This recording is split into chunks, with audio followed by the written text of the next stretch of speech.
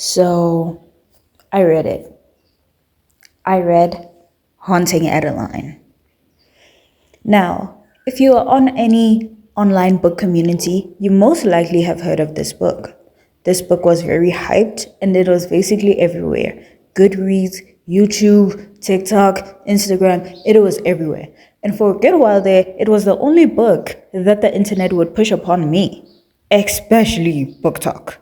So since it was shoved upon me, naturally, I read it. And let's get into it. Now, a quick disclaimer. This book is very dark and it contains very dark themes such as CNC, sex trafficking, child exploitation, murder, stalking, voyeurism, and other unsettling things that you may put under these things. Anything bad, basically. So if you know these things are definitely a no-go area for you, please, by all means, do not watch this. Do not watch this. And I'll see you in the next video. Now, let me give you a quick summary of this book.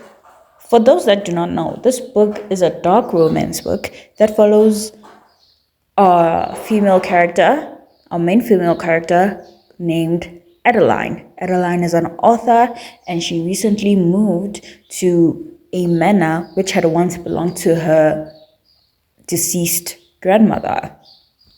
Now, this manor is surrounded by a forest, and it's clear that the atmosphere in the manor itself is very dark and gloomy and almost horror-esque, because even Adeline's mother had a problem with Adeline moving there,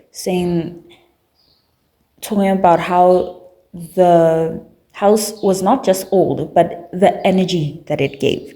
Now, Adeline has moved to this old house and she soon discovers secrets within the house that have to do with her great-grandmother called Gigi, particularly Gigi's murder that happened in the 1960s. But other than that, she soon discovers that she has caught the eye of a certain Zaid Meadows. Zaid Meadows is our main male character in this book, and he is the stalker. And so basically we have to read whatever was happening between these two. Now, I know the summary kind of sucked. I'm not good at summarizing because I don't really know what to tell you about this book, because I also have mixed feelings about it. But anyway, let's get into it, shall we? Now, the themes of this book. Number 1, stalking and obsession.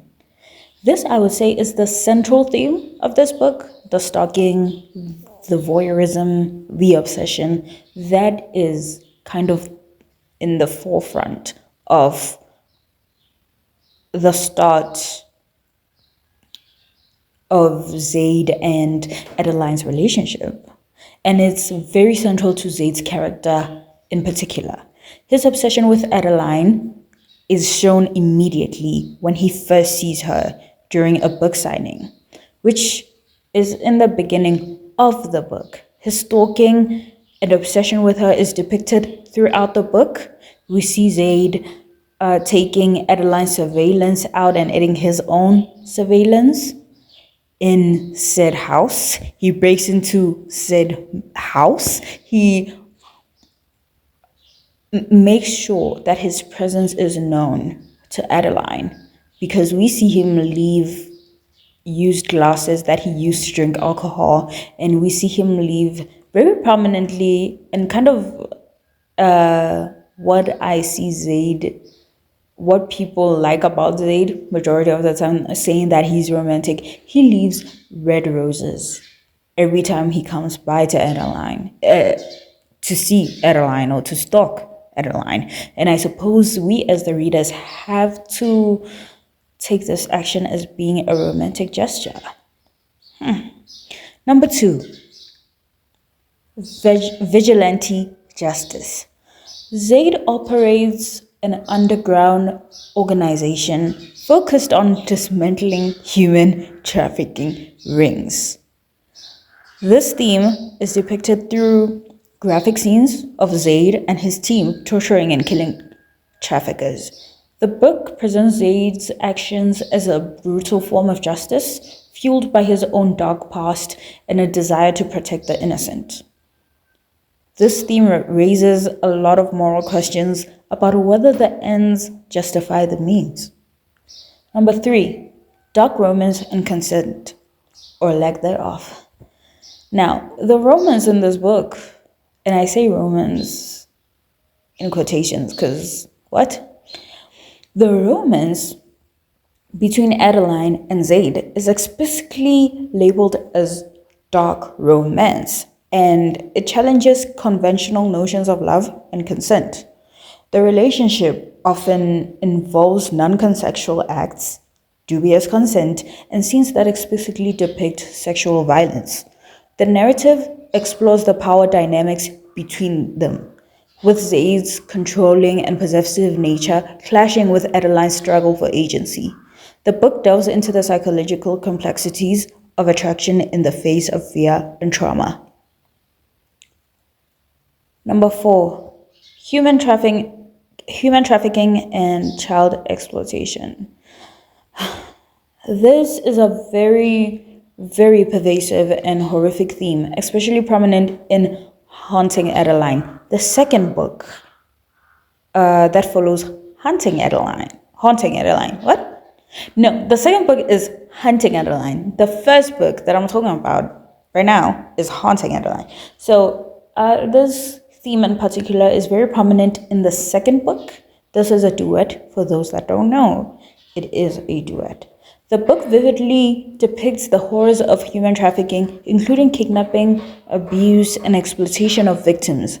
It's often presented in graphic detail to emphasize the depravity of the perpetrators and the immense suffering of those caught in these rings. Zayd's entire mission revolves around these themes.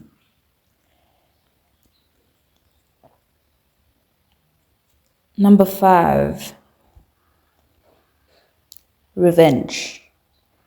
Adeline endures horrific experiences, especially in the second book. This theme of revenge becomes a powerful driving force for her character and her desire to extract retribution on those who have wronged her. But this can kind of also be applied to Zayd, however, not necessarily. And I'll get into it. Number 6, moral ambiguity and hypocrisy. Zayd's character is a prime example of this. While he fights against extreme evil, human trafficking, his own methods are equally extreme and often morally reprehensible, particularly in his treatment of Adeline. The narrative often highlights his hypocrisy, forcing the reader to confront the blurred lines between hero and villain and the nature of good when achieved through evil means. Now,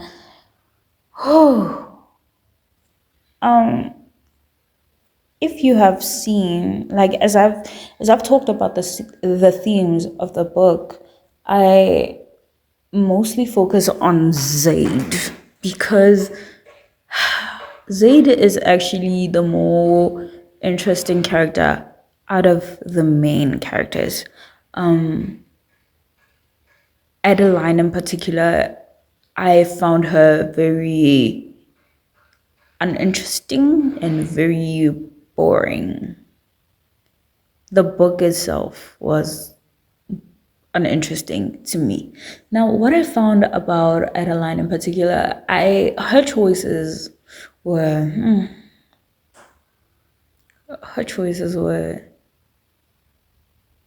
questionable in some places, but these themes in particular, in my opinion, revolve around Zayd, especially Zayd, her Yeah, what am I saying? Him.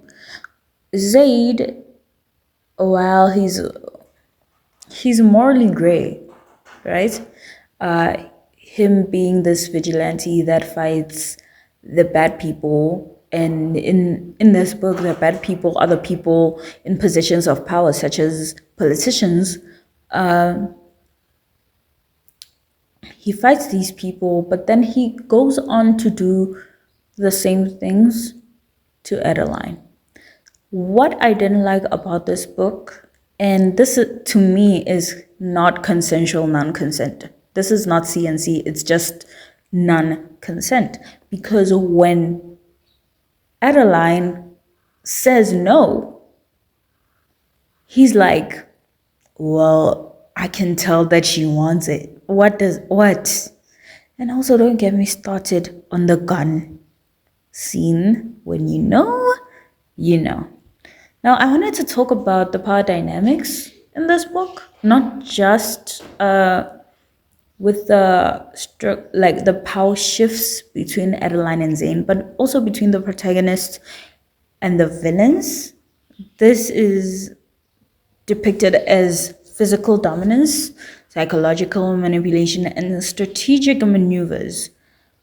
Throughout this book, Adeline's journey often involves her reclaiming her power after experiencing something vulnerable, which it's good that she reclaims her power. But I also wanted to talk about Zaid and these politicians. These people are in power, and we know what they do, right? They are politicians. However, what does Zaid do? Like this, is he a millionaire? He's a millionaire or a billionaire? It doesn't matter, but he's in a position whereby he has a lot of money to be running this underground organization that fights against this, and it's never really delved into.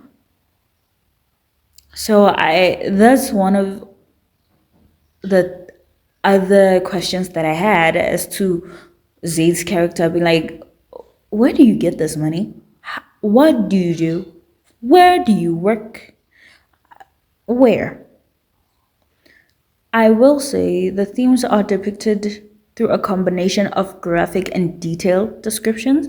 The author does not shy away from explicit portrayal of violence, sexual acts, and torture. Another thing is the internal monologues of both the male character and the female character. Readers gain very deep insight into the characters' thoughts, motivations, and psychological states, particularly in Adeline's trauma and Zay's obsessive rationale. Because when he first sees her, we see that he stares at her. We hear him basically talking about how beautiful Adeline is, and also with Adeline, with her internal monologues. The reason why I found her boring, because it was always the same lines. It was like, my cinnamon hair, for like the 500th time, and her saying, oh, I shouldn't want this, but I do. I shouldn't feel this way, but I do. And he's my stalker, but I am developing these feelings, and it was always the same thing. Now, intense plot points. The narrative is driven by extreme situations, kidnapping, rescue missions, and violent confrontations. And to me, that those parts were some of the good parts. And then the the thing that made me not put this book down, honestly, is Gigi's murder. When Adeline arrives in the manor, she finds Gigi's diary, whereby we, the readers, and Adeline, we find out that Gigi had a stalker and she also fell in love with him, which was interesting. However, we don't know who murdered Gigi, and so she keeps on going back to this diary and reading through and analyzing each and every word, trying to come up with perhaps Gigi knew her murderer. Perhaps Gigi was murdered by the stalker. The mystery aspect of this book is what made me not put it down because I wanted to know what happened to Gigi.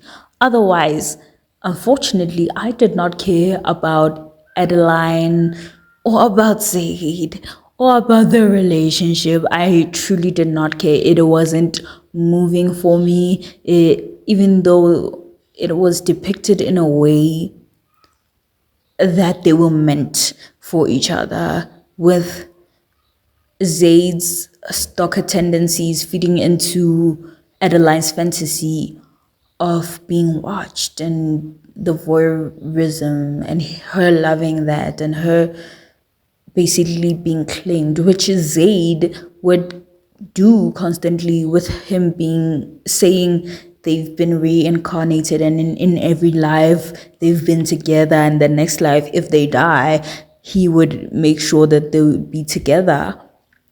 Yeah, I didn't feel that. It just felt like two people with kinks that kind of complemented each other and they went with it. Was this dark? This was a dark romance. It touched on very dark topics such as abuse and kidnapping and the trafficking and the stalking and the voyeuristic tendencies that Zaid has.